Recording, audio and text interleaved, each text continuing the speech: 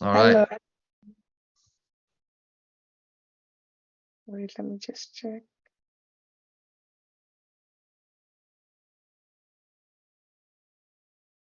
Like we'll start in like 3 or 4 minutes. Can everyone hear me, by the way? Because yeah, it's important. Please put it in the chat. Yes, okay, perfect.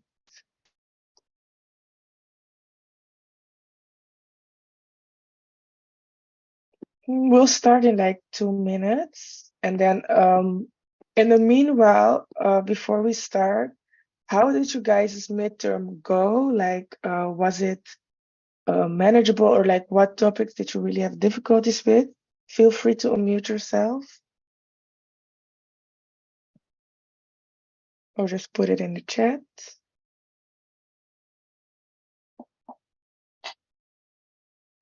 Because the reason I also asked this is because there are maybe gonna be some questions from the midterm. Like I looked at the exams from the last couple of years, and it was not in all exams, but in some exams, some questions from the midterm were like repeated. So I'm just also gonna quickly go through them, not necessarily go through the theory again, but just go through them, show you guys how to solve it once more.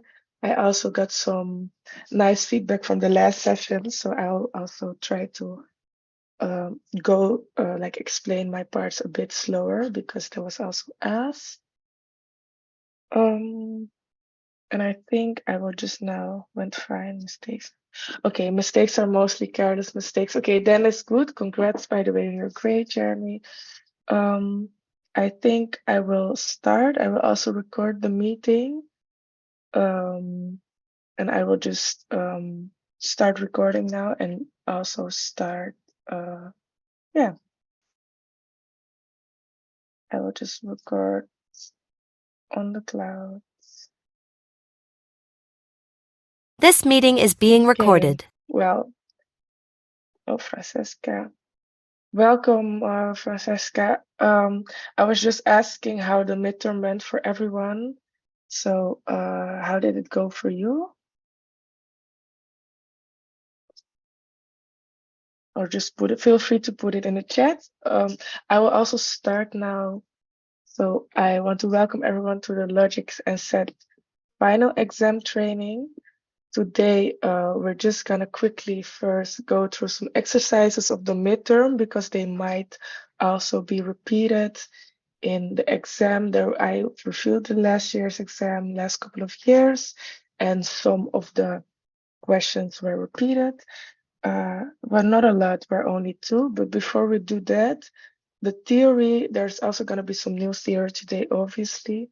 It will be with a theory of logic, circuits, and binary numbers, then OBDDs and algorithms. So you have an OBDD and an algorithm to like reduce it. So we're going to go through that and also go to the exercises. And last but not least, predicate logic. So all these topics really build on the theory already had. So the basics, the truth tables. But first, revising exercises. So these exercises you already had in the midterm. So we went through them. They are just very basic exercises, but it's maybe good to go through them again. So I have them here. So the first question was, wait, let me just copy it. It's very, I will just quickly go through these ones.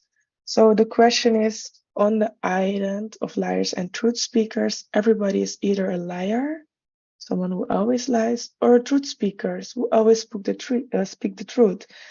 You meet 3 islander A, B, and C. A says B or C is a truth speaker, but not both. So really, when you read this question, the trick is you see or, so you might think it's or, but they say but not both. So this makes it an X or, not an or. So the thingy with the plus inside, the circle with the plus inside. B says A is a truth speaker. C says B is a truth speaker. You need to determine by means of a truth table which of these islanders speak the truth and which ones lie. by the way, if you guys have like at any moment questions, feel free to put it in the chat or unmute yourselves. If I go too fast, please stop me maybe at the end of an exercise or in the break. You can also ask a question about the exercise I went through. So what you do for this exercise, you first make every sentence, so sentence A, sentence what B says, and sentence C into a logic statement. So the first islander, I call her TA, says either TB is a truth speaker or TC is a truth speaker. So TB XOR TC, and then it's a like a binary implication, so it goes both sides, because if TA tells the truth, automatically, so if the left thing is the truth, automatically the right is the truth, but if the left thing is false, then the right is also false. So to solve this question, I first put the statement of the first islander, because it's like a double statement next to the truth speaker. So I first solved this thingy. So if both are speaking the truth, both TB or TC, then obviously it's false. If one is speaking the truth, it's true. Here we have that again. Both are false, so that yields a false. Then again, both are true. So I'm looking at these two columns, by the way, to answer the TB and TC column. Then I have one true speaker, so it's true, true, and again false. And then we go to the next column, and then we say, okay, if TA is speaking the truth, so both have to be true in order for this to be true. So I see, okay, TA is speaking the truth, but TBX or TC is false, so this one is false. TA is true, and TBX or TC is true. Then I have again true, true. I have true, false. So this false, false, false also gives me true, true, true, false. So then I have false, false. So you have to see if it's both false, it also gives it true, because you can make this one you can make it also like, okay, it goes both ways. So TE and your formula is true, but also this is true. So if this is false and this is false, this is true. If this is false and this is false, this is also true. So then if both are false, obviously it's also true. So both are false. So I have, oops, sorry about that. So I have true and I have false. False because I have false true. Then I have false false, which gives me true. And then I have my second statement. B says A is a true speaker. So if B is a true and A is true, then it's true. If A is a true speaker, and once again, B is a true speaker, then it's true. Then I have true false, which makes false.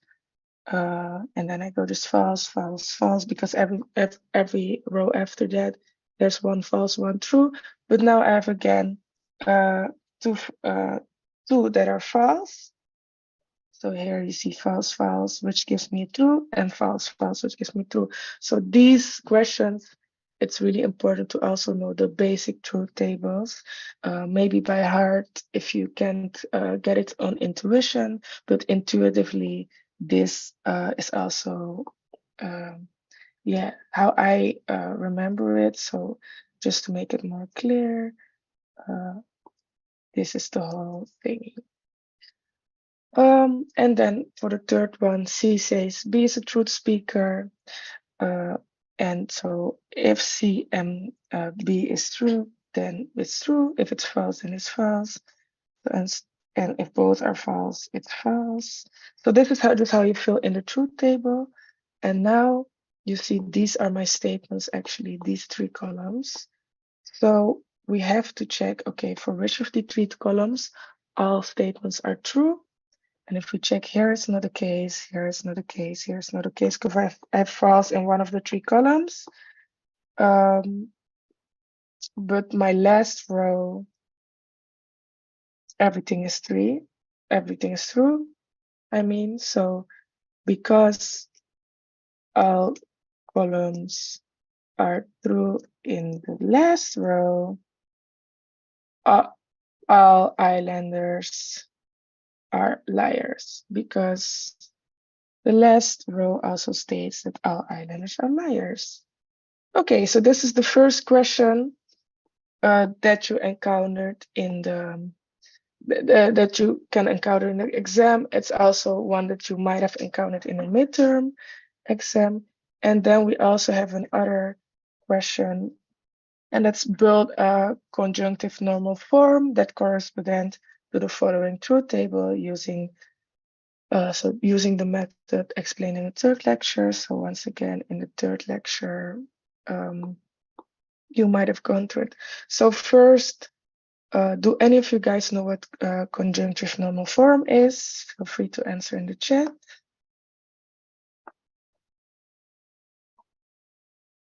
Okay, no answer, so I will just go out. Conjunctive normal form is basically in your parentheses you have or, and then they are just divided, and this is how it works basically. So you have a conjunction, and then in your in your between your parentheses you have your disjunction.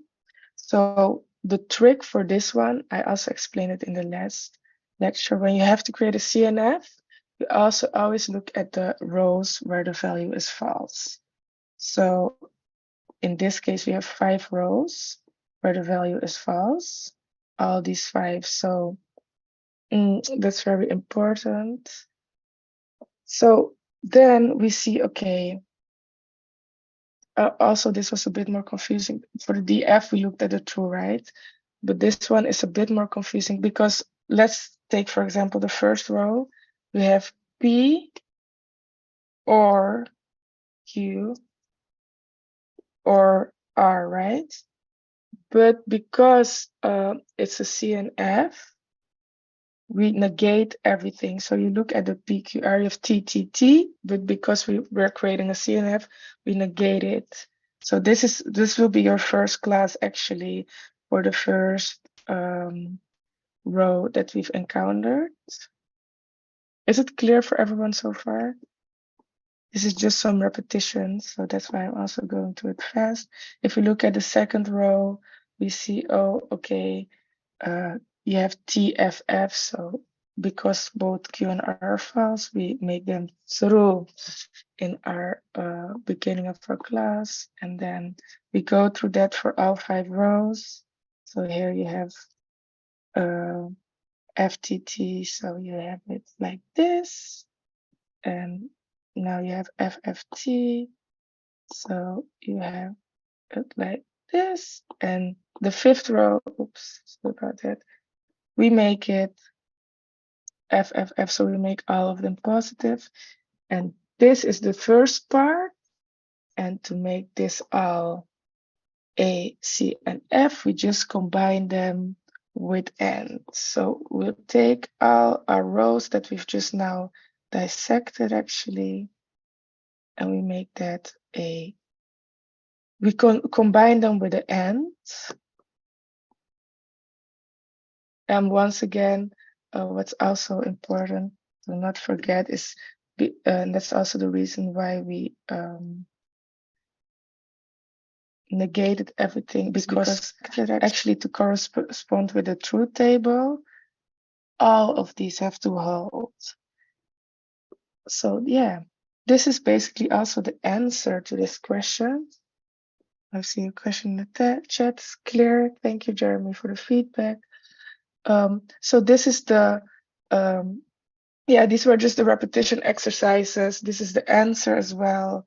So you combine all the parts of the truth table, yeah, with the CNF with the end. Okay, so now we're gonna go back to the presentation. So the first part is logic circuits and binary numbers. So yeah, so propositional logic is the truth or false tables that we worked with the formulas. is a Boolean algebra. What that means is that you have a Boolean is just true or false, 0 and 1. And actually sets is also Boolean algebra, but the lecture tomorrow will go into that. And these are just some rules. So you have commutativity, idempotence, etc., etc. This is also some repetition, but it will build up to what we're working on. Some statements that's just nice to learn by heart, because if you might get a theory questions, chances are narrow you might have to answer these. So Boolean algebra is an algebra that is sound, complete, and redundant. It's sound for propositional logic. So because its axioms, these formulas, equate only semantically equivalent formulas. So this sentence says it's like only equal for semantically equivalent formulas. It's complete because all sound equation between formulas can be derived, and irredundant because no axiom can be derived from other axioms. So like I already said, both propositional logic and set theories are Boolean algebra, so both of them are sound, complete, and irredundant. It's just something, I just put it in the slides there because if you have a theory question about it, it's just good to know that sound, complete, and irredundant. Also the equivalence relation, so the one with the 3 stripes, it's a reflective relation, it's symmetric, and it's transitive. So if you have class X, which is semantically equivalent to X, so this relation is the semantically equivalent relation, the 3 lines. If X is semantically equivalent to itself, it's symmetric. So if X is semantically equivalent to Y is also semantically equivalent to R, and transitive if X is semantically equivalent to Y and Y is semantically equivalent to Z, then X is also semantically equivalent to Z. So that's just some theory on the equivalence relation. It's also quite intuitive. So if you understand this, you don't really have to learn this by heart. Then we move on to logic circuits. So you have multiple gates for logic circuits, but you might most likely only have to work with AND, not and OR, and these gates are also functionally complete. So you have an exercise with the logic circuit that I'm gonna work with you guys on. Actually, the first part of this lecture is quite, it's quite logical, at least to me, so I hope to you guys too. So you have, the question is, give a logic circuit using only AND, OR, and NOT gates that represent X, Y. So remember, X implies Y. I'm sorry about that. Remember that this X implies Y can be rewritten to, I've already wrote it, multiple things, but this is the most easy one. It can be rewritten like this, not X or Y, right? So we also made some trees in the for the midterm, and for me it's kind of the same actually. So but then instead we start with the predicates, we just start with the X. Wait, this is quite ugly. Let me just delete that. So this is quite it's just making your circuit. Okay, let's go. So you write X and Y because we have 2 letters. And then before we do anything, we negate the X. So we put it to a not portal, and you see, if you look also here, you see that a not gate, not logic gate, has 1 variable go in and 1 go out. So once we do this, go to the not portal, everything that goes out out of here is not X, right? So that's quite logical, right? It's not that difficult. This question is also actually, in my opinion, is quite 3 points. It's 10 points worth, but it's very logical. So you have not x goes, and if you look also at your small formula that you made, you have not x or y. So you see that y will immediately go to your portal, and for our OR portal or OR gate, we have, yeah, for our OR gate, we have 2 letters coming in and 1 full statement going out. So it will be, if we literally read this, we see, okay, not X or Y. So you have, because we have, if you see, it's the same form. So you have a new formula, and this is literally your answer. This is your gate. This is your logic circle. Is this clear for everyone? Please, yes. This is quite logical. This is also the easy part of the exam. Let's put it like that. So we did the logic circuit exercises. We also have some binary arithmetic exercises. So binary arithmetic is like the numbers, but then only ones and zero, and we have our decimal arithmetic. That's how we learn to count. But if you work with these exercises, it can be intuitive. So if you just work with it, you can like intuitively solve exercise. But otherwise, I would advise you to just learn it by heart a bit, because yeah, it's just easier. And also, what's important to note is these are just rules to learn by heart. 0 plus 0 is 0. 1 plus 0 is 1. 1 plus 1 is 1, 0. And 1 plus 1 plus 1 is 1. 1 is 11. Oops. So that's the basics of binary arithmetic. So I just put some exercises as well to really, yeah, just get a feel for it. It's not necessarily exam exercises, but just basic, yeah, binary arithmetic exercise. And I will also solve them with you guys. Oh, my beautiful whiteboard. We go down. Okay, so the question is, write the decimal number 13 as a binary number. So we also, if you looked at the slides, there was already the answer. But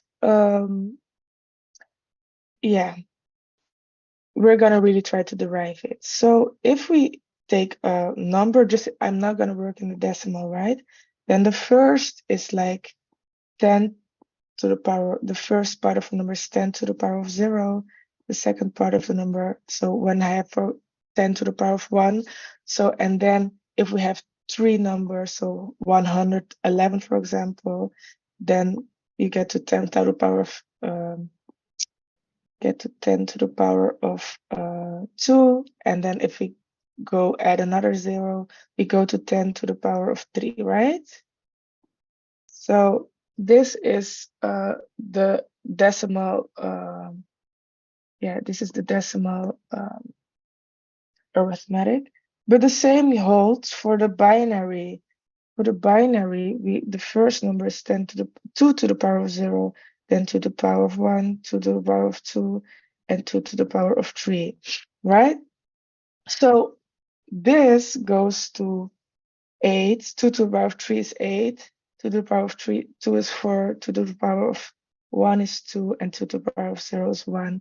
So if we add all of this, and now it's important to really stay focused. We add all of this. We have 8 plus 4 plus 2 plus 1 is 15.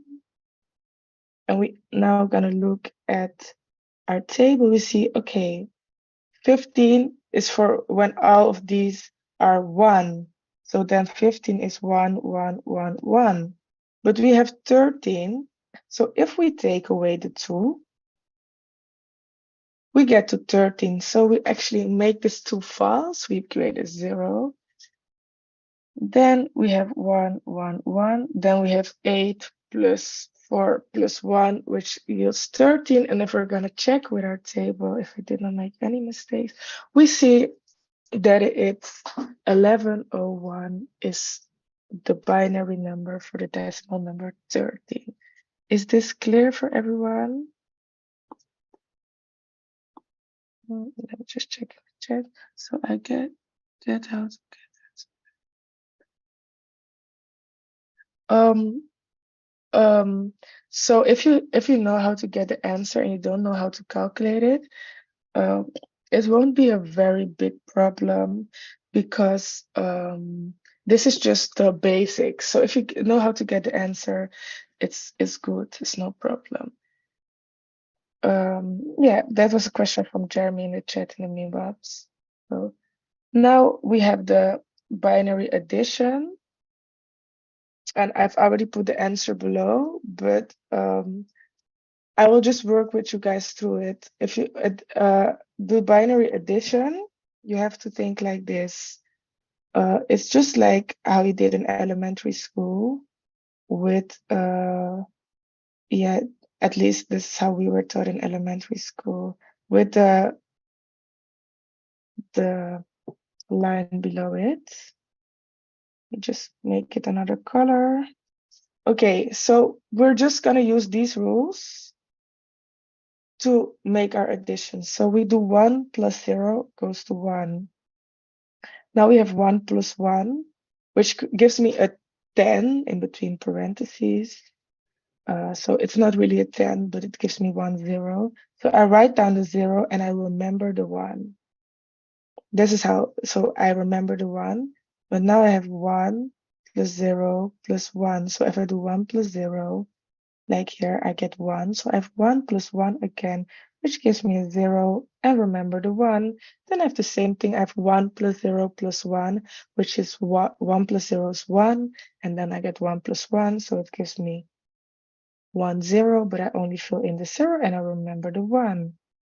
Now I have remembered the 1. I have the 1 plus 0 is 1. And I have the 1 plus 0, which gives me a 1. And then I have the 1 plus 1 at the end, which gives me a 1, 0. So I get this as my answer. So this is, this is my binary arithmetic. This is the answer. Now the second question is, how is this stated in decimal? So state this addition in decimal representation. So then we use our trick from what we use by the 15. Let me just move this below a bit. So we have here, I will just use another color for this. We have 2 to the power of 0. Then we have 2 to the power of 1, 2 to the power of 2, 2 to the power of 3, 2 to the power of 4, 2 to the power of 5, 2 to the power of 6, right? So because we have so many numbers, but hey, this is 0, this is 0, this is 0, this is 0.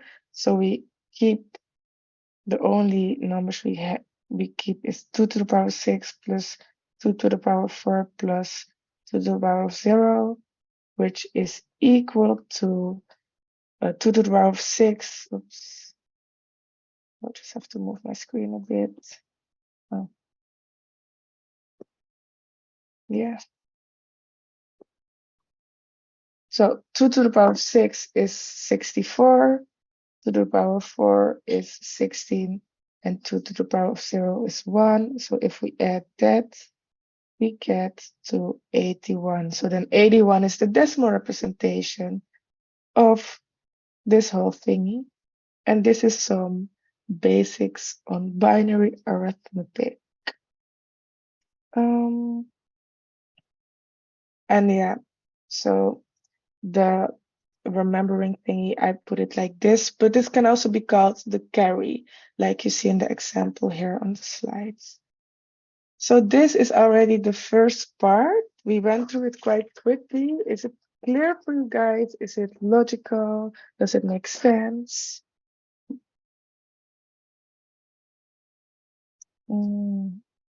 Yes, check. Makes sense. Thank you for the feedback. So now we're gonna go to OBDD and algorithms for reduced OBDD. And OBDD stands for Ordered Binary Decision Diagram. So here I have a small slide, and you can express a truth table in an OBDD. And also Boolean function, because what we started the lesson with, Boolean function, truth tables, propositional logic is also Boolean algebra. So if you look at this ordered binary decision diagram, you see X goes with a straight line to Y, and the full line means true actually, and the stipple line, I don't know the English word for this, but the dotted line means false. So if X is true and Y is true, this is this whole line. It means that it gives a 1, it means it's true. If you have true and false, because this is the implication, then it's false. And if it's false and false is true. So this is the basic ordered binary decision diagram. So now you have also an algorithm, because this is not like the really finished one, as I can say. And the algorithm, you have 3 rules, C1, C2, and C3. So the first rule states all leaves labeled 0 are collapsed, so put together, and all leaves labeled 1. So you always start, when you have an OBDD, you start with rule 1. Try to collapse all the leaves, and also leaves with the same label. So later it will make sense why you always start with C1. This is the whole algorithm is not in chronological order, but C1 has to be done before C2 and C3. C2 and C3, you can mix them up, does not matter, you can still get the same answer. So that's maybe good to remember, that you really make sure C1 happens before C2.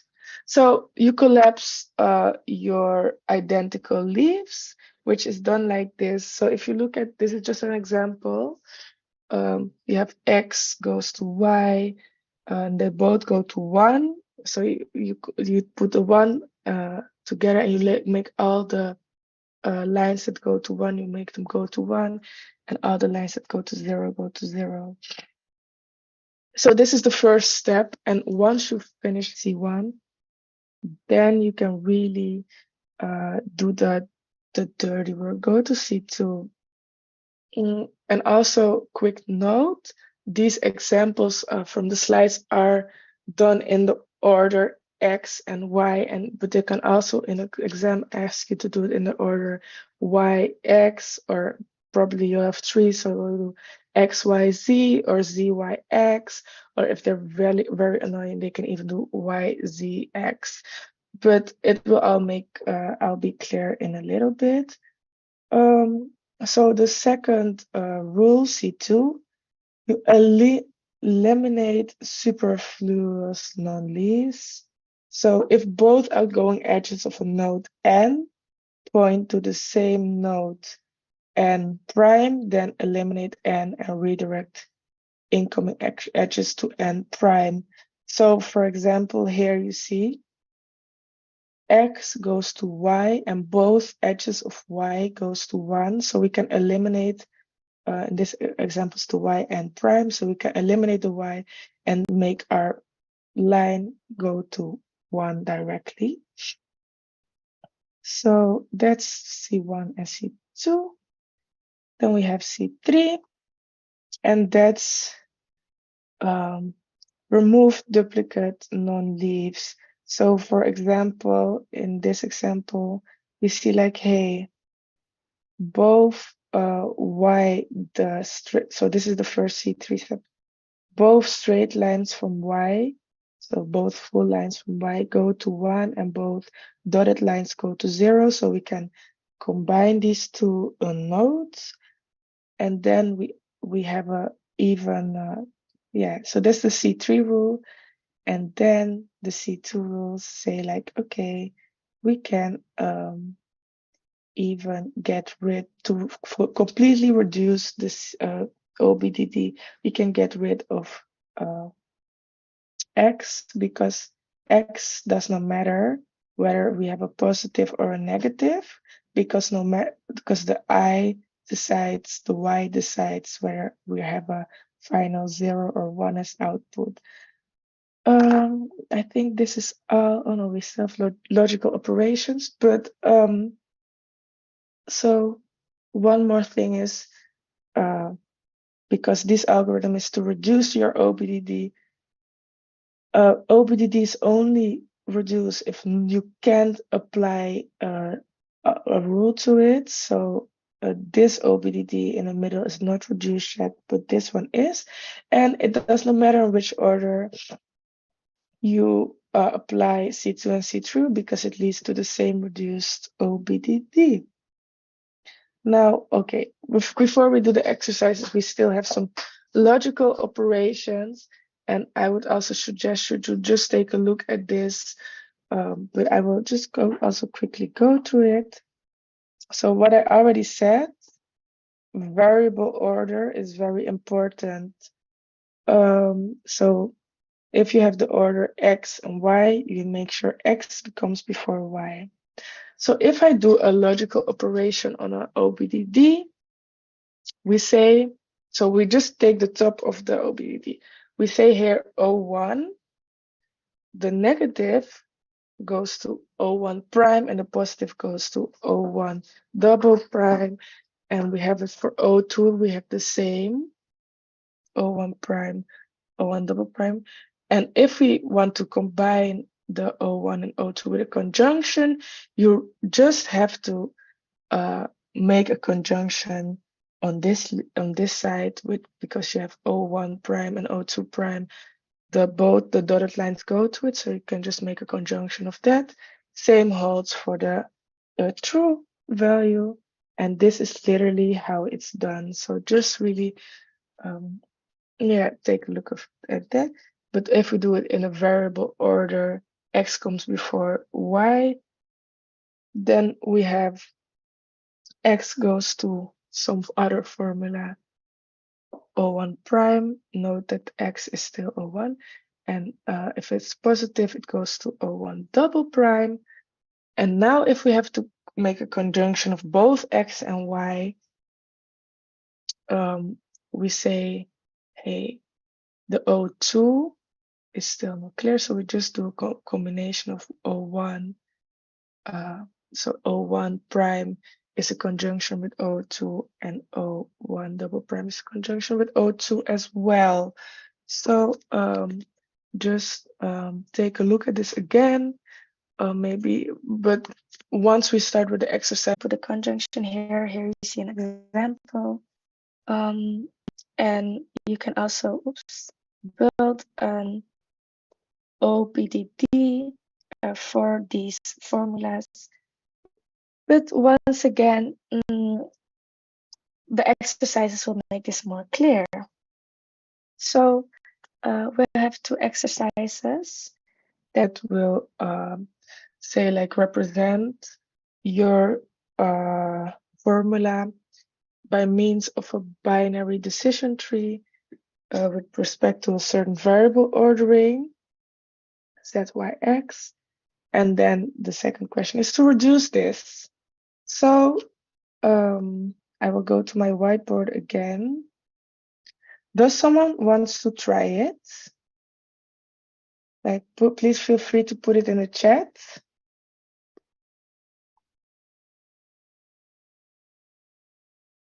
Like, is like, make sure maybe even to try it for yourself. Does someone want to try this? Please try to make the OBDD for yourself, and try to also think like it's basically yeah, it's very easy. It's just it all makes sense. Let me just, because I get no response, so I'll just keep going. So here the first thing is they say variable ordering is Z, Y, X, right? And because it's binary, we have only 2 outgoing nodes out of every outgoing node. So this is how you basically make your tree, right? So this is how you start with your tree. And just make sure that the variable ordering is right in this tree, but that's just it. So now, because it's very time consuming, because it's very time consuming, I just copied the tree from the answers, and I will just explain that quickly because the reducing is more, more important because this is very easy. Okay, so what you also see, the first step is just to make sure, if you go to the right, just make sure that it's a full line. If you go to the left, make sure it's a dotted line. That will make it easier also during the reduction. And then if you're in the exam, if you can't do it by heart, just also make a truth table of this formula and then just go for everything. So then just go for everything time you go like over a line, just think like, oh, if it's true, it's true, it's true, then my final answer in this case is false, right? And then we go, if it's true and false, hey, then my final answer is true. So this is just the intuition behind this OBDD, and you can construct it out of your truth table, or you can just construct it by heart. Now, in the exam, you will either get the question, create a reduced by OBDD, or they will first ask you to create a binary decision tree and then reduce this binary decision tree to an ordered binary decision diagram. And it will also say, give the intermediate reduction steps. So the first step we always do is to do C1. And C1 is collapse identical leaves. So for the C1, the first easiest step to do is you collapse your 0 and 1s together, but that sometimes get messy. So what you can also look at is, hey, in this case, you see that if we just look at the last nodes, we see that if X is negative, it goes to 0 in this case, and in this case 2, and in this case 2. And if it's positive, it all goes to 1. So we can see that, hey, wait, these these three nodes can be just reduced to this, right? Does this make sense for you guys? Okay. So this is something you can see immediately. So this is already a C1 operation, right? You collapse the nodes. So I'm just gonna zoom out a bit and I will start building this with you guys. So we're just gonna do that as the first C1 step. So we have, once again, C1. So we first do C1. We start with the Z, it goes to Y, and it goes to Y. So this stays the same. Then we have it going to X, the left y, it goes to x. Whether it's positive or negative, it goes to the same x.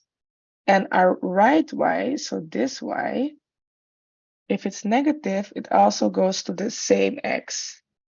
But if it's positive, it goes to a different x, right? It's a bit messy the way I've been doing it. So I will now not do the dotted line and the regular lines, but I will do green. I will do it with colors green and red, because otherwise it might get a bit too messy, and that's not what I'm meaning to do. So I will just quickly rewrite it with the green line. So if I have a green, green, it goes to X. Here it's also supposed to be green, and then this is red, because my negative will also go. Okay, so now I still have to finish my last node, my X. So my X here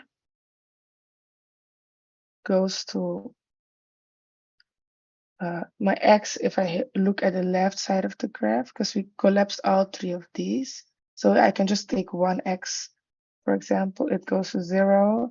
And if it were to be positive, it were to go to 1. Here, if my X is negative, so on the right side, it goes to a 1. And if it's positive, it will go to a 0. So I will just finish my lines up like this. So this is the first C1 step, right? Okay, so now I will just have to zoom out and zoom in again. So I've done my first C1 step, but I can do another C1 step because I can also combine the zeros and the 1.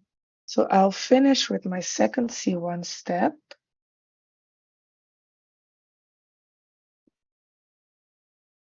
And I will just, combine the zeros and the 1s. Then I once again put my Z, my Y, and my X, and my X.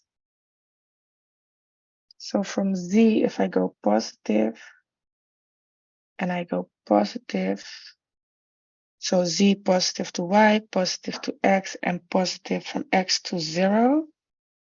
If I go negative from Z, I go negative, negative, negative to 0.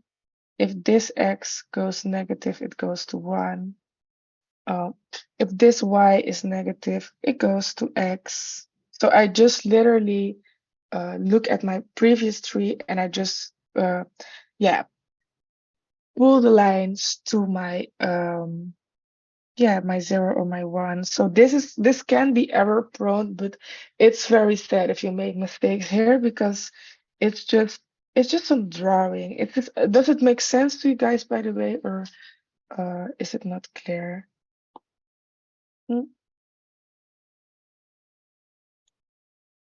Yes, understood. Thank you.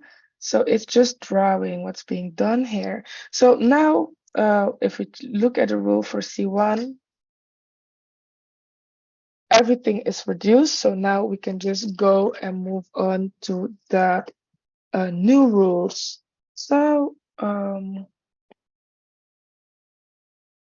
we can either apply C2 or apply C3 here.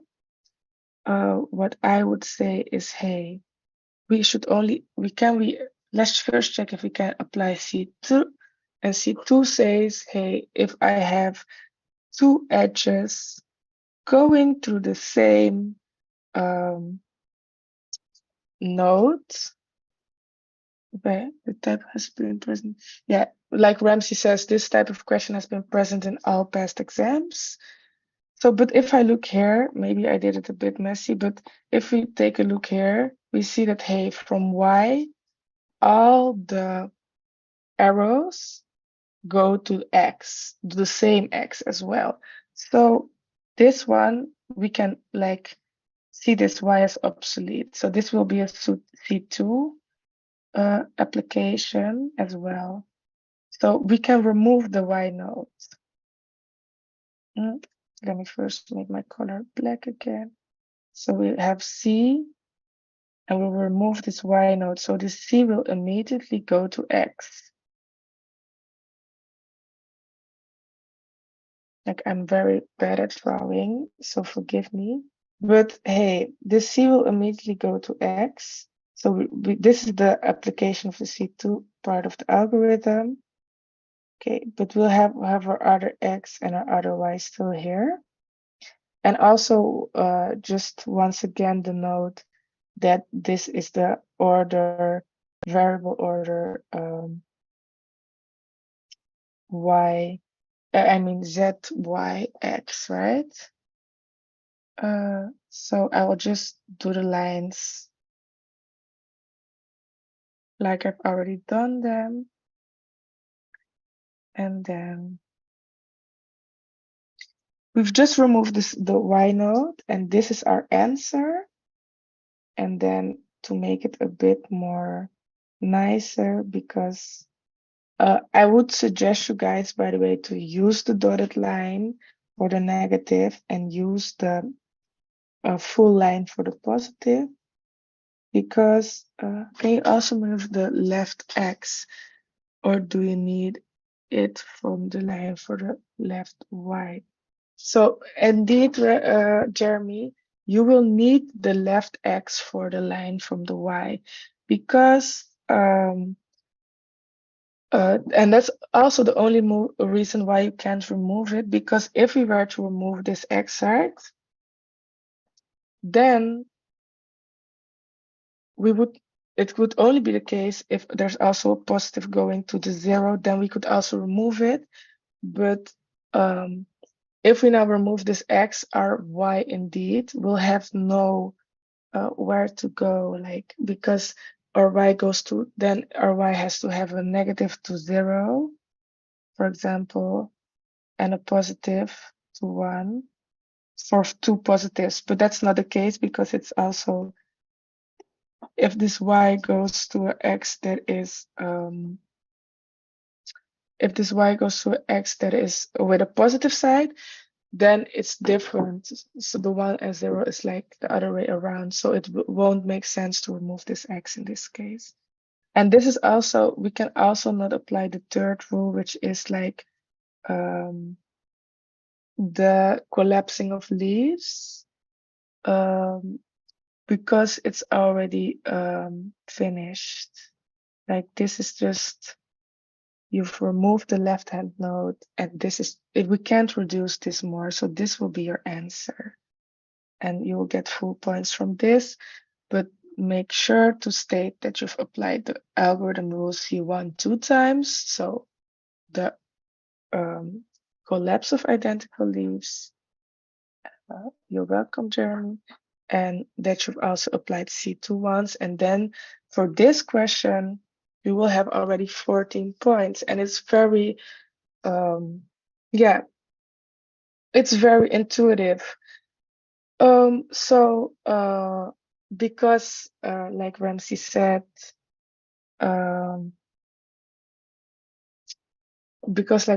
this type of question comes in every exam. I have another example we'll do before the break. We'll have this OBDB. So first of the formula, Z implies X, X or Y. So once again, the first step is to create the full tree.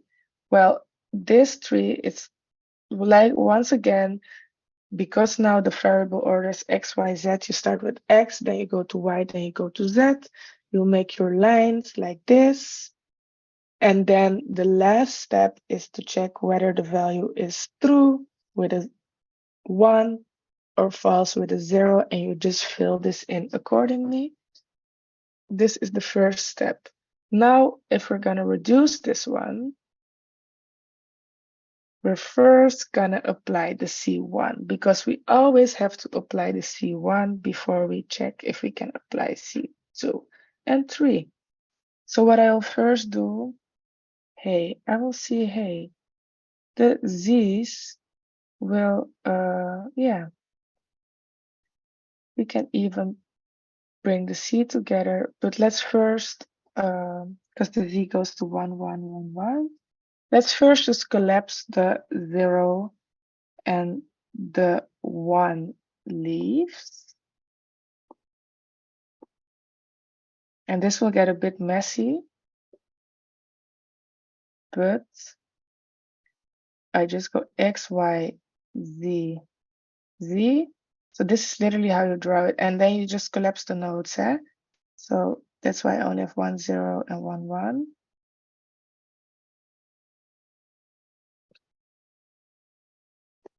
I will just put this one a bit down because otherwise it will be a bit confusing maybe. Let's just put like this. And then, okay, let me just, first I will write all the negative lines. So x to y, like I see here, y to z and z to 1 will be negative. X negative to y, this will be then the positive, and the negative will also go to 1. And I will do this for every node. Actually, all the negatives go to 1. So this is already something you can keep in the back of your head. All the negatives will go to 1. And here the positives will go to 1. And here the positive will go to 0. And this is also positive. This is a positive. And now we have it. So this already gets very messy, but we've done C1. Now we can take a look at our algorithm, because now we've done C1. We can already eliminate nodes, right? We can already eliminate nodes. We can also later just replicate, remove duplicate non-leaves, maybe even. But at first we can just eliminate nodes. And which nodes can we eliminate? We can eliminate these z's because they go to the same thing. So we can, let's check, we can eliminate these c's. So we can eliminate this c and this c. So then you apply C2 twice. Let me just get my black pencil. So C2, we do it 2 times. You can also just write down 2 times C2, and we'll eliminate this C and this C because both the positive and the negative from this C goes to 1. So we can pull this arrow, pull this negative arrow through to 1 immediately, and also the positive arrow from this right to 1 immediately. So let's just draw this. I don't will take my time for the drawing because otherwise it will get maybe a bit messy. So we eliminate 2 C's, so I only draw 2 Z's.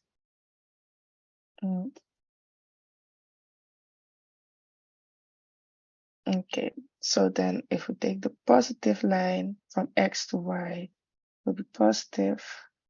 Right, set will be positive. So like I said here, the positive node from Y goes to 1 immediately. And here the negative node from Y goes to 1 immediately. So let's just draw that because we've collapsed, we've removed those. So we don't want to make any mistakes there. And then we just copy the tree like we already had it.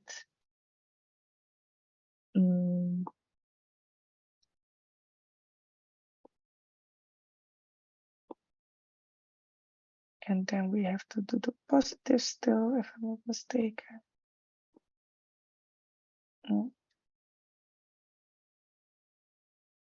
So then this is what we get, right? So let me just make this thicker.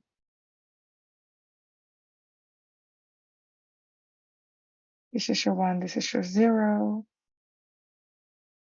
Okay. So now we can ask ourselves the questions, are we done? But if we look, we can collapse these C's. And why can we collapse these C's? Well, the positive, remember the positive from the Z goes to 0 and the negative from both C's goes to 1. So given the fact, we can combine this to make it 1Z. And that's why we apply the C3 algorithm. As we see here, we remove the duplicate non-leaves, so, and we can collapse the two Z nodes. Question. Yeah, so we're gonna combine them. That's so it can be both cases. Jeremy asked the question. They can also be combined. Indeed, they can be combined, but the order we did it in, we have to collapse them. But actually, yeah, they can be, but we can also collapse them. Just to make them one. So what I will now do, I will do C3, X, I do Y, and I will do 1Z, and I have my 0 and I have my 1. So like we see in the example, I will just use thicker lines because I see now this makes it a bit more clear.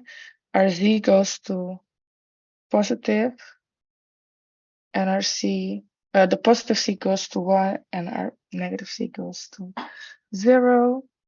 From our Y, we had a direct line from this Y, the negative 1 to 1, so we're going to repeat that again. And the positive Y also went to 1. So we'll do it like this. But remember, we also has this line that we still have to do. So by the way, I'm doing the example on the left, all 3 as well. So we do the Y to the Z and the negative. Let me just check.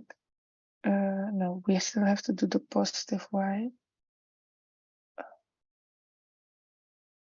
Positive Y to Z.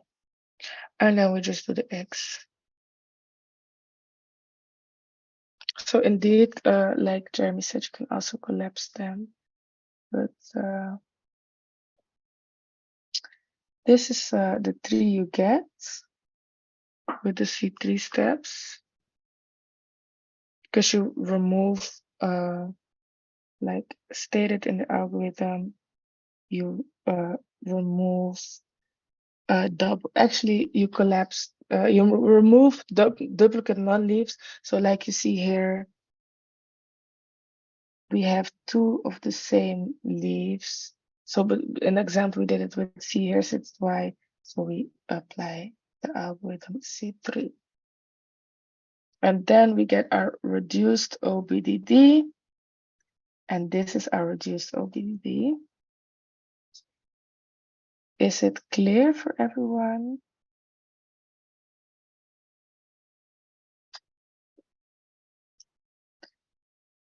Yes, it's clear. So don't forget the rules you can just learn by heart. You have to actually learn them by heart. You have to know what C1, C2, C3 is to get the full points. And there's a big chance that these OBDD questions will be in the final exam. They have been in every past final exam. So we'll now have a break. I suggest we have a break of till 10 past or even a bit longer because we only have part 3 left, which will be predicate logic. And predicate logic, predicate logic will be a very difficult part of the exam. So we're going to take our time for that one. And I'll see you guys back at, let's make it 2:15. Yes? The recording has stopped.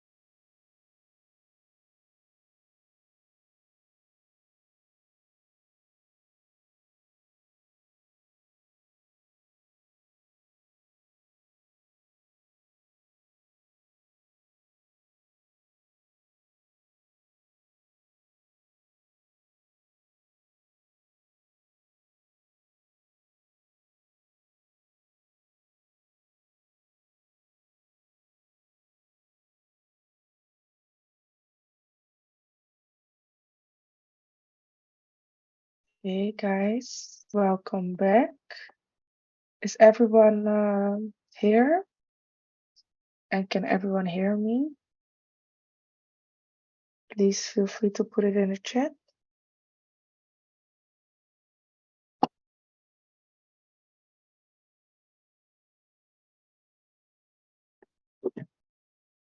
Yes. Okay, let's just wait 1 more minute. Uh the girls come back for like a few more seconds. Mm. Then I will also resume the recording. This meeting is being recorded. Yes.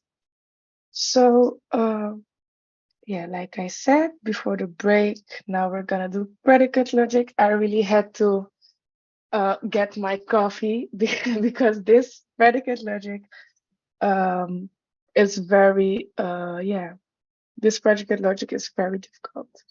It's not difficult necessarily, but it's confusing.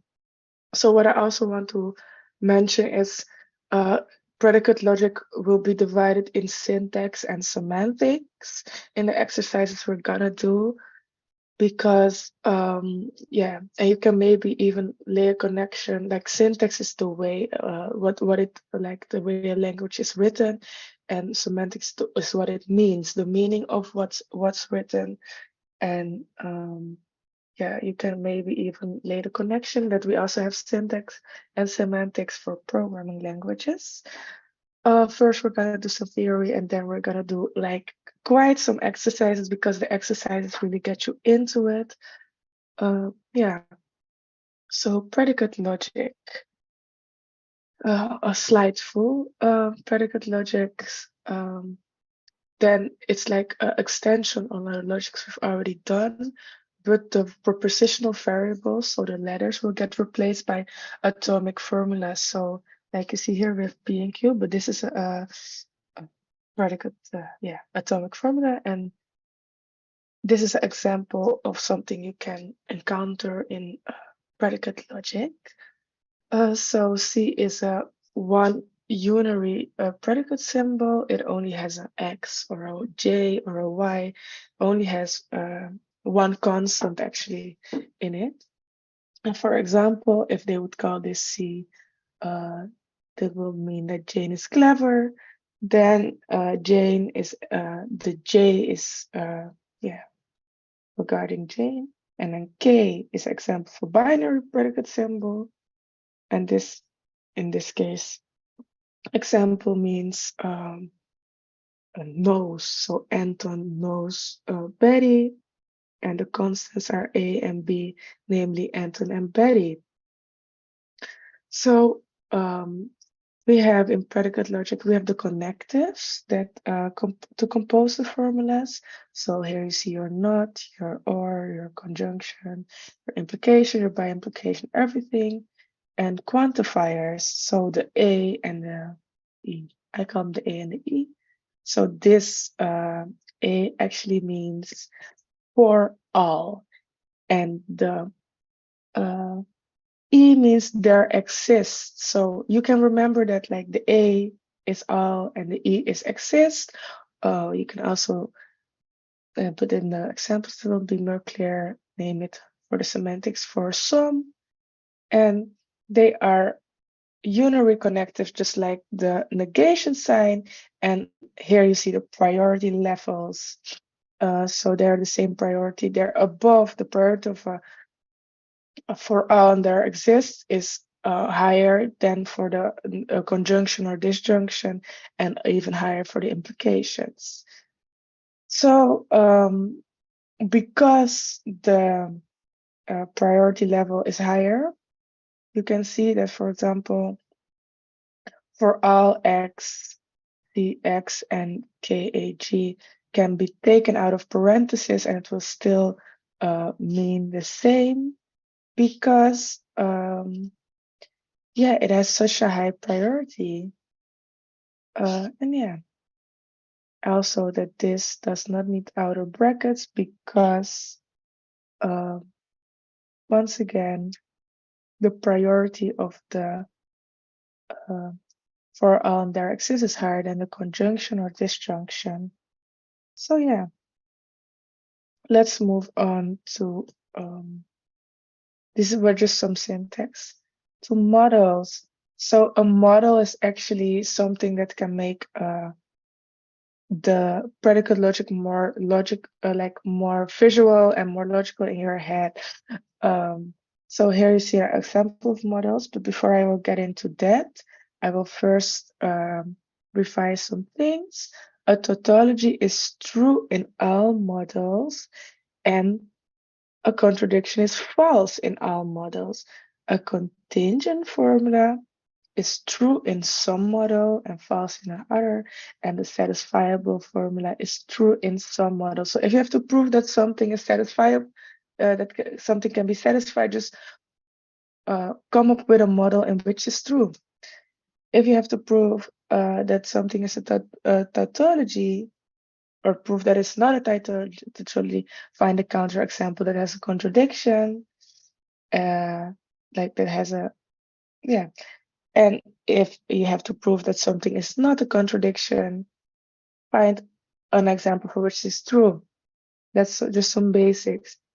Now, on the left side of the slide, you see an example for model. So here you see for model 1, the binary connective Robert to Jane, and we can say, for example, Robert likes Jane is true, and C, the unary connective, is also true.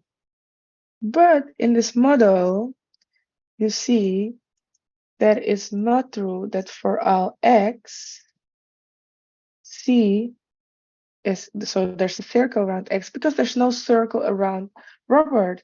So that's something, yeah, keep in mind. So here, model 2, it's indeed the statement holds. So the second statement, for all x, so all the x's, there's a, I guess, pink circle around them, but the first statement does not hold, namely that and both there's a circle around Jane and there's an arrow going from Robert to Jane. So that means also that the formulas are contingent, and also is it an example of how you can put predicate logic and translate it to a model to make it for yourself more visual. For these exercises, if you can do it by reasoning, just do it by reasoning, but if it helps for you to draw it out, because this predicate logic, like I said, is a bit of a headache. Now on to the next slide. Here is some examples of semantically equivalent relations. Just really take a look at it. Like, for example, hey, if I have my A and my A and my E and my E, for the relation doesn't matter if I have my X before it or my Y before it, if I have X, Y, or Y, X, it means the same. And here that I can also work my relation out of brackets if and it will also mean the same. And here my negation doesn't matter if my negation is before the for some or after the for some, and the same yields for the for all. So these are some things to some syntax to really take into account. Maybe read through it once or twice more while studying. And I will give you a small semantic example of where P X and where the statement A means X is perfect. For example, PX means X is perfect, like you see on the right. So you can do two things, which mean the same actually. Either nobody is perfect or everybody is imperfect. So the first nobody is perfect is for some X. So if we have a full model with all x's, nobody is perfect. So there will be a not perfect for some X is perfect. So nobody will have the X, and everybody is imperfect. That means for all x's, you will have every X is imperfect. So Is this clear for everyone, or it's like a lot to wrap your head around, of course? But it means the same, and it's thus semantically equivalent. And I think most likely in the exam when they prove they ask you to do some semantic equivalence, it's important to think that you can like to translate the predicate logic to a human sentence, and also try to find examples whether it's equivalent, and if you think it's not equivalent, find just one counterexample. Chat, it's clear. Thank you. Okay, then I have one more example. It's from the slides as well. And this is just semantics problem. So here the lady in the cartoon says, I believe there is one true soulmate for every person. And then the guy says, well, he must be very busy. And then she said, no, I meant one per person. He said, you will be stupid. Well, can your soulmate be a monkey? So what the lady intends to say is for all x, so and where x is a person, there is some y, where y is also a perfect person, and the person is also a soulmate. So, but what the guy Dilbert interprets is that for all x, there is some y where x is a person, and that this occasion of the y, so this existence of the y is the soulmate for every person. And then Dilbert says also, no, can it be a monkey? Because hey, Dilbert, the person here is not specified, so why the y can also be maybe a monkey or a horse because it's not specified. So yeah, this is just an example how this can be quite confusing, and it is. But now we're first gonna do some exercises with semantics for the predicate logic. So here we have A, the binary formula means X attendant Y, so A X Y. The S, the unary, means X is a student, and the L means L is a lecture. So I will put this in my notes because, not my notes, my document, because it's gonna be a lot of writing. So does someone wants to attempt this question, or shall I just go through it? Just feel free to unmute yourself or put it in the chat.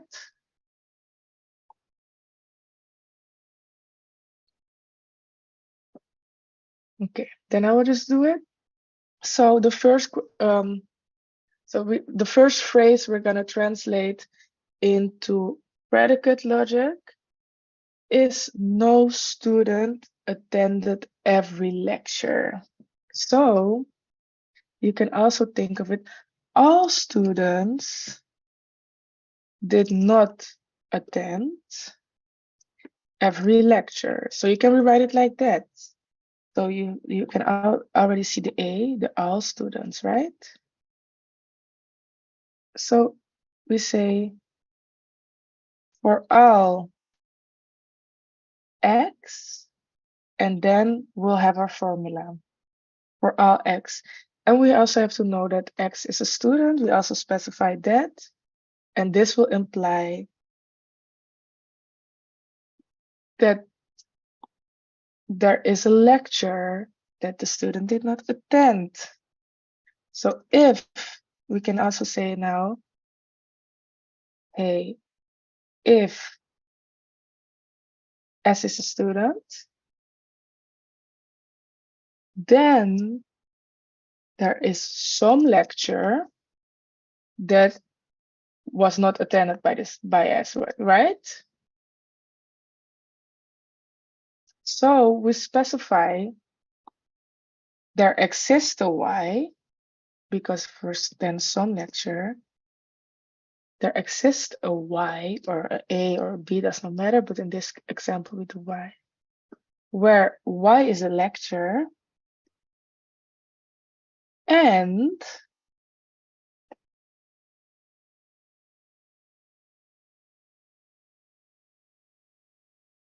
X, the student, which we already specified, did not attend their lecture. So is this clear? Like, because let me just say it again. I wrote down for all students, so we have the whole model, all students, the whole area there, and we specify the fact that X is a student. There is some lecture, and we specified once again, there's some lecture where the student did not attend the lecture. So this is the first example. The second example is no lecture was attended by every student. So we can, once again, all lectures were not full, right? There were or were not attended by every student. So not every student was there at the same, not every student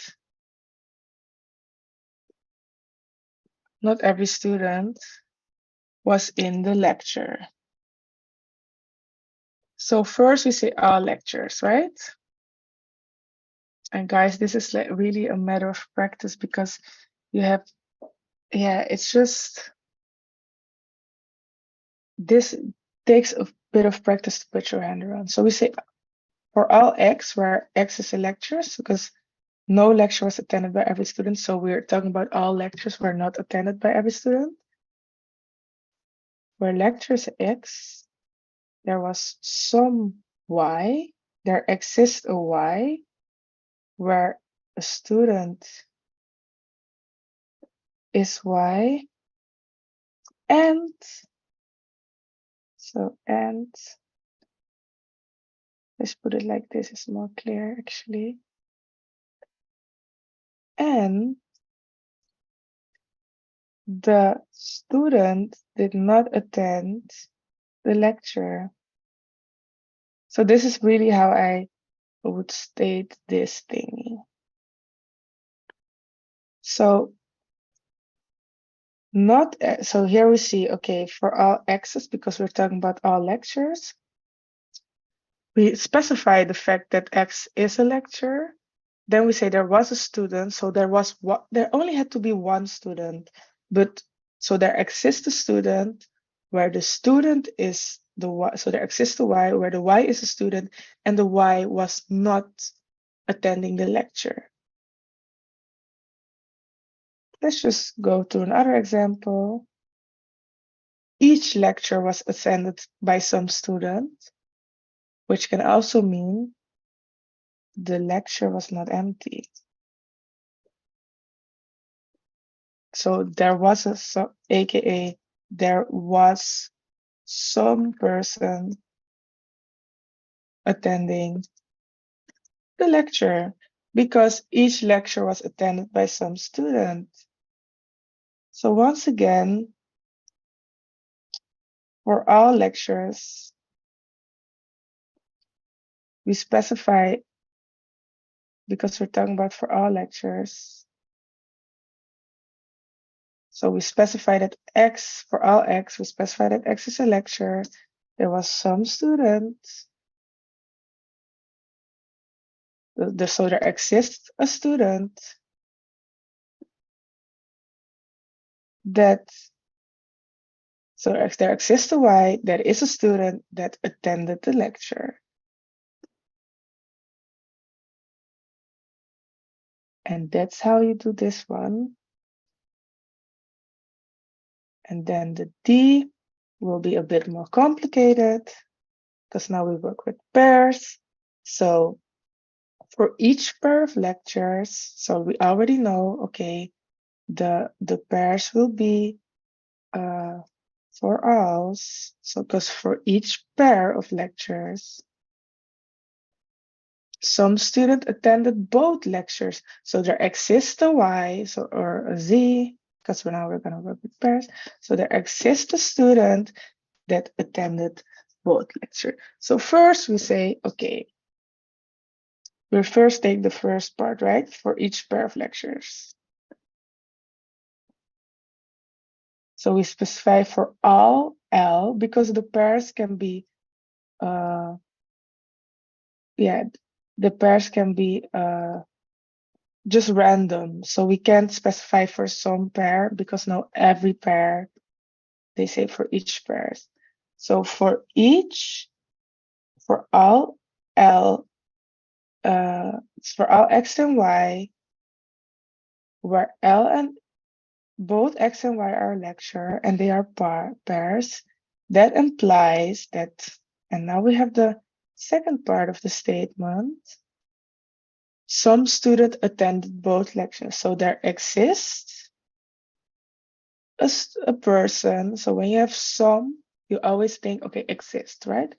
So there exists a person where this person is also a student. So we specified as a student that was at both lectures. So it attended and it attended.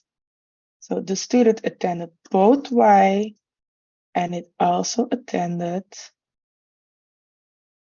X. And this is then the whole truth statement. This is syntax. So these were just some exercises to wrap your head around the logics. And now I'm gonna use an exam question. And like Ramsey already said in the chat, it's a lot of word, a lot of points. So that's why it's very, very, very crucial to answer these questions and practice with these questions. So now we have the exam question, which looks like the other one. So use the predicates BX, where X is a book in the library, M is a member of the library, and RXY means X read I. So translate the phrase no member read every book in the library into a predicate. So we can also say for all members, there is some book that is not yet read, right? It's not read, actually. There exists as well. We can do the exists to make it more clear where you need to use the A and use the E. So let's just say first state for all members, and we specified that X, for all X, so we specified that X is a member. This implies that there exists some Y, some book. So we first say there exists some Y. This Y is a book, and the member has not yet read the book.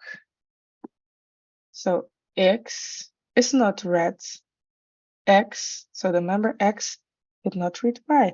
And you already have your answer. Yeah, this is the answer.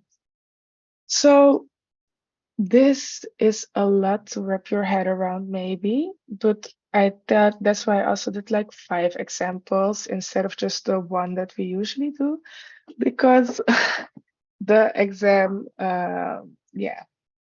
it can be quite confusing otherwise. That's why I just did 5 examples. And you see even the 4th example is more difficult because you work with pairs than the 5th. I would suggest you guys to read over it, maybe even do more exercises on this, because there's 99% chance that they will do either a syntax, because now we've just only did the syntax, or a semantic question about predicate logic. So now, before we move on to the exam question of the semantics, semantics of predicate logics. I first want to do more semantics exercises, and then we're gonna do the exam exercise together. So it can be in multiple. The question can be stated in multiple ways. So the question loads as follows.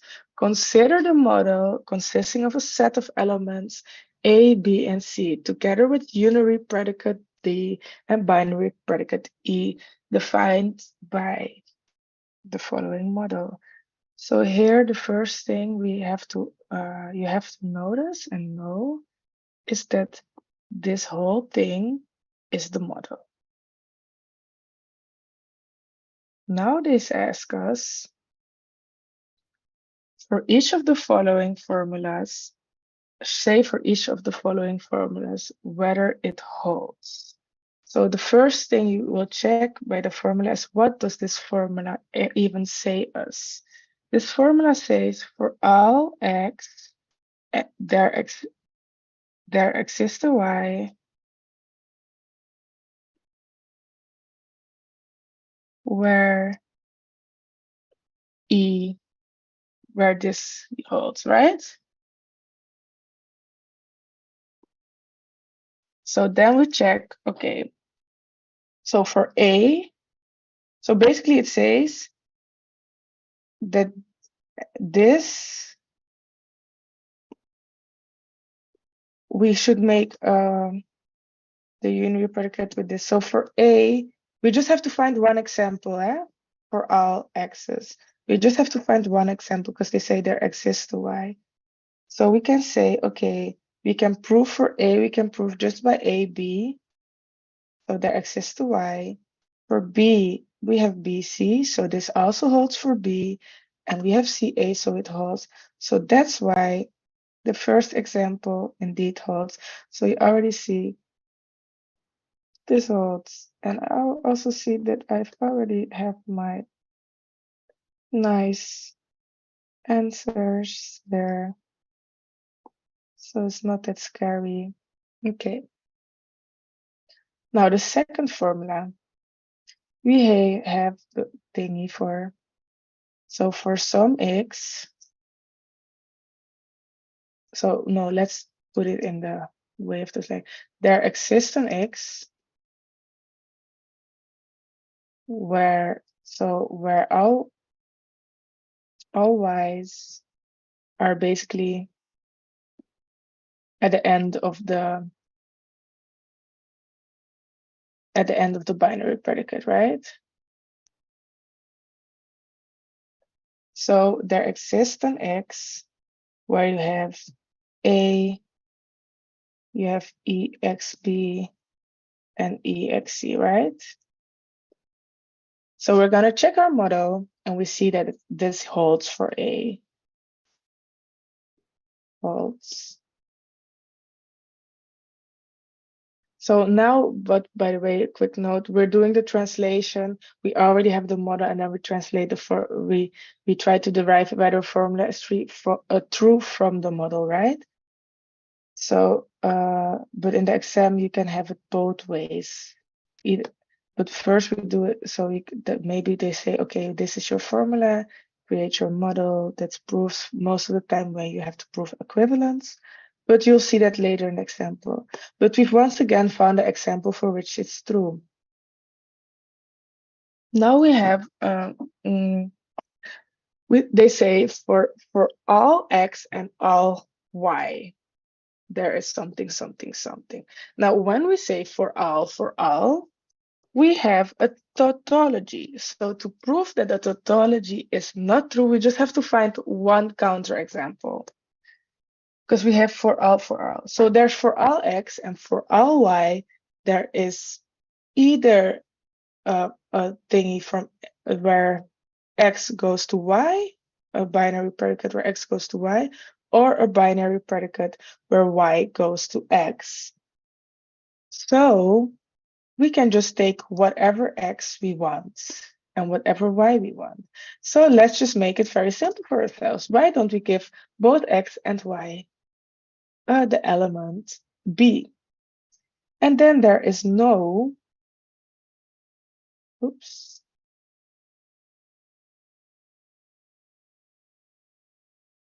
There is no b. There is no b. There's no, let's say, EBB. So this statement does not hold. So because they want us to prove a tautology, we just have to have one example where this not holds. And then for D, once again, they say, hey, for all x, there is either a unary predicate or, so there's a unary predicate or, not either, but there's a unary predicate or a binary predicate. So if we check for B, so for example, if x is B, right? Because we have to check for x is A, x is B, and x is C. So we have to check for all three whether this holds. So for x is A, we have E, because we have, remember it's EXX, right? So with EAA. So this is true. For x is B, we don't have EBB. So the right side does not hold. So this thingy does not hold for, for it. But luckily we have our, because it's or, luckily we have our unary predicate, and we also have our unary predicate for C. So that means that the statement still holds.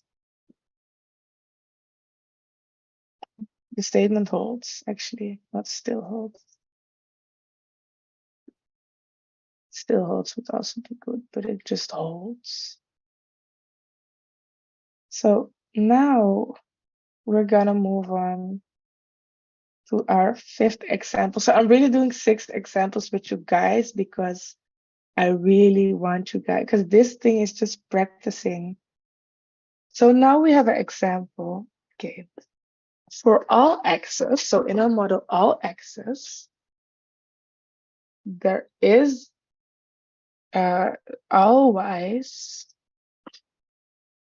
and wait, for all x's, we have all y's where there is a binary predicate E of x and y, which implies that there is a binary, the unary predicate.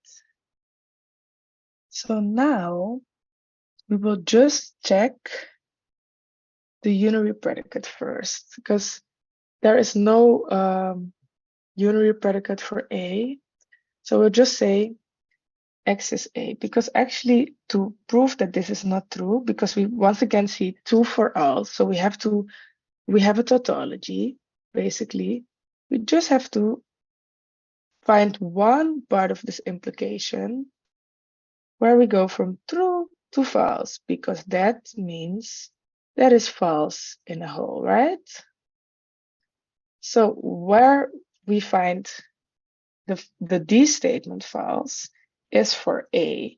So we just find, if we have DA, this is false. DA. I'm really bad at writing on screen. I'm sorry about that. And then we just have to, so that's why we say, okay, well, let's pick x equals A. Yes, that's fine. Pick x equals A. So then we see E already holds, right? Because we have AA, because AA, we have AA, we have EAB, and we have EAC. So the first thing, actually, we could already also derived A from the fact that it has to go to all y. So they have to go to all elements. And A is also the only part, if we just look at this first part of the model, A is only the only element that goes to all y's, so all elements of the set. So EA is true, but DA is false. So if we just pick XA, we see that this does not hold. And then the last question is, for all elements, where the element goes to all elements, there does not exist a unary predicate, which is just looking at what we've done in the last question. this is the only thing that changes. So that would make this whole thing true. Well, let me just make it bigger. This will make that we have true because EA is true and not DA is also true. So this will make true, true, which is true. And that's how you work with semantics.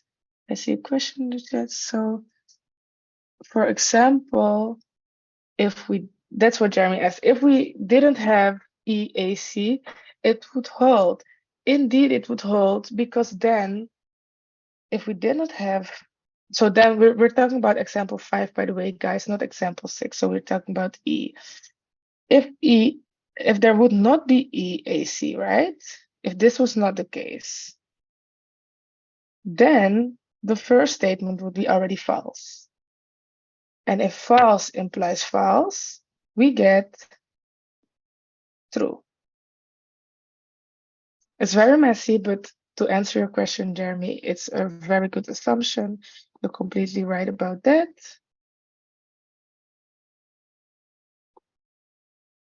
I'll just delete this out to make it a bit more clear.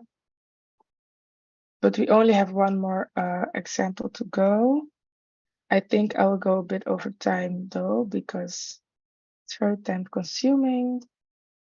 Okay, so we just have one more.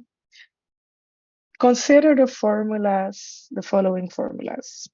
So that are on the screen.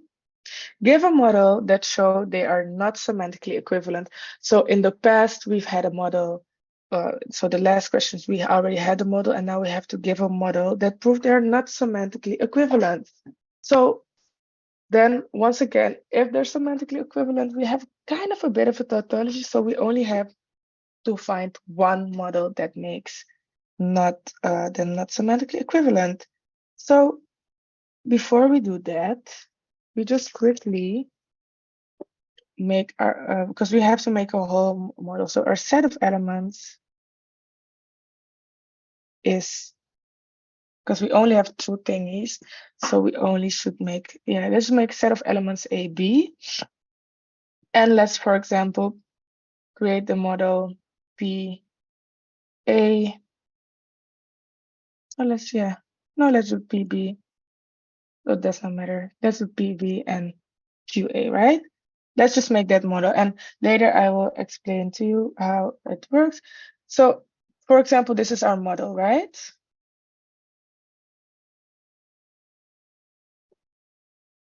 Because we have only unary predicates once again, guys. So they say for all x, where P, where the Px is true, so where the first part is true, there also exists some x where Qx is true. So there exists the x in the model with the same name where Px is true. So this part holds because Q holds for some element, namely A. So does not matter what x is on the left, the whole statement holds because there is a QA. Right? So just, I will repeat it again because this can be very confusing. I made this model, right? Where I have PB. So for all x's, there is a P, and there is some element x, but once again, we make a new x here. So just think of, we make a new x here. So if we have the whole model, let me just make it visually clear, right? And I will make Q a circle. And so we have A and we have B, right? So this is P, or this is Q, and this is P, right? This is my model. So we say for all x's, there is some P. So if we check for A, the first statement, this statement, does not even hold is false, right? Because this is not the case. So the implication doesn't matter what this will be true regardless. So this will be true regardless. But for B, there is indeed the P. So there also has to be some Q. So this has to be true in order for it to be true. But because they're here on the left side, they say there's just some X for which this holds. So there is an X indeed for which the whole tautology holds. This whole element holds, namely for A, this whole thingy holds. But if we look at the right side, this model we created does not hold. The formula does not hold in the whole model because now we say for all x's, and now the x's we're talking about are the same thing. Namely, there is not one x, there's just all x's. So all x's have to hold. So for the P, for the B, we have a counterexample already. PB does not imply QB. I just have my chat in front of it, so I have to move it. This is already not there. So this does not hold. So this model we created holds for the first, but does not hold for the second. And that's how we already know that it's not semantically equivalent. So we see that the first formula holds indeed for the model. And the second does not hold, right? Why does it not hold for the second formula? Okay, so good that you asked the question, Jeremy, because then I can explain it again. So for example, take the letter B, right? Because we have for all x, right? So we have B. So if we say x is B, you have PQ, so PB, which is true, right? So far so good. But we don't have QB. We don't have, let me make it red. We don't have QB. So we go from T to F, which is false.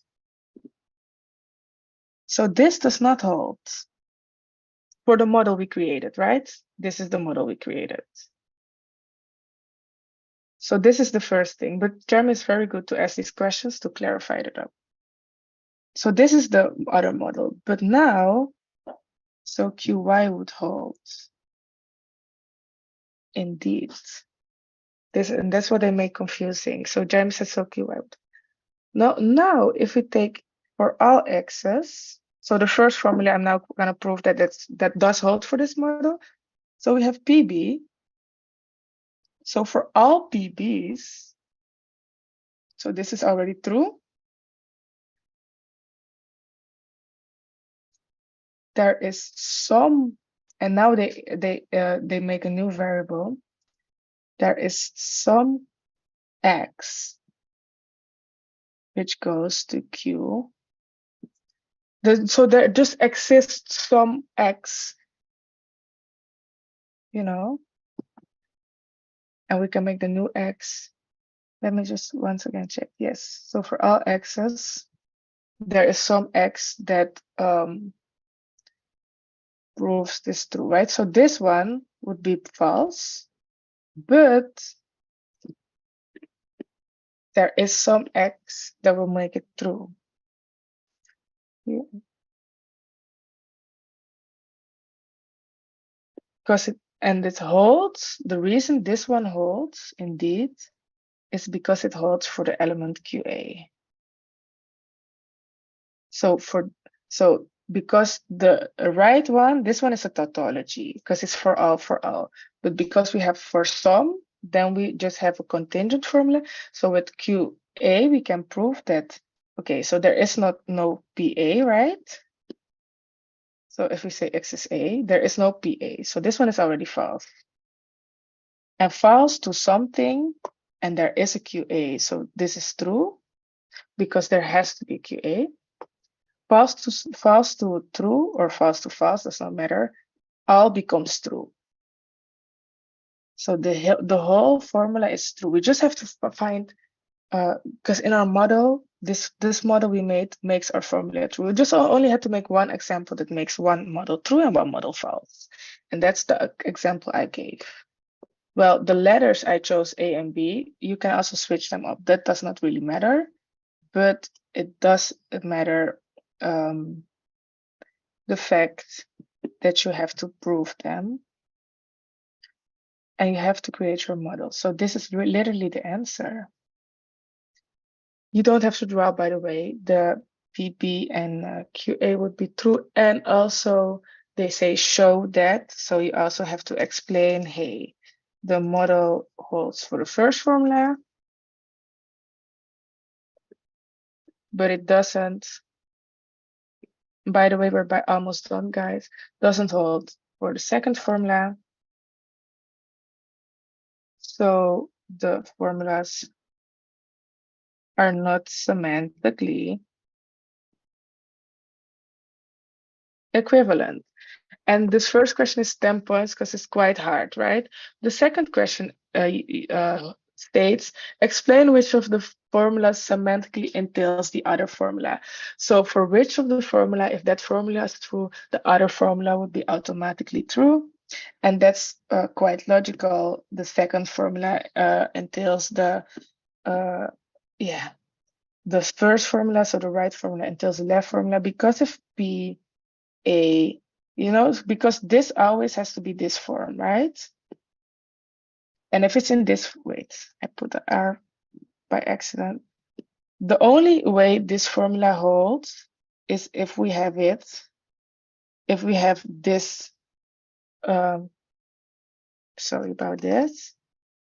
If we have both, if you have PA goes to QA and PB goes to PB for the model with the element this, right? With the elements A and B. This is just the example I choose. So this holds. So to create a model, you have to have all P's and all Q's. QP. And when we have all four, the second model formula will hold also. The left formula will hold also because we can, even with the left formula, what we've seen in the example, we can combine PA and QB. Oh, now it's going to be a bit messy. We can combine PA and QB and even PB and QA, and it will still hold. So imagine if we have all four, in order to make the right formula hold, then it will automatically also hold. So the answer to this question, because now I just made it like visual, the answer to this question is the right formula semantically entails the left formula, because any formula for which PA holds, QA holds. So, and this is in the right formula, obviously. And if this is the case, then there is an enemy. Wait. Then the left hand also holds in the same model, right? So that's just the answer. And that's what I try to explain with all these colors and everything. So I hope this is clear for you guys, I will, yeah, I will also share this whiteboard with you guys. I will export this and also the Word document I made. And this was also the last, this was the last exercises of the lecture. So we're done with the final exam training for logic and sets. I want to thank you guys for attending. Thank you, Jeremy. My pleasure. And I wish you guys good luck for the exam. If you have any questions in the meanwhile, you can just send an email and then we might try to answer them tomorrow during the SETS lecture. I won't be attending, I won't be there, but Ramsey will do the SETS lecture and Maliki will also be there if I'm not mistaken, but I will answer the questions and I will send the answers to them, or they will answer it for you. Yes? Thank you, Francesca. I will stop the recording now, and if I'm not mistaken, it will also be in the mail. The recording has stopped.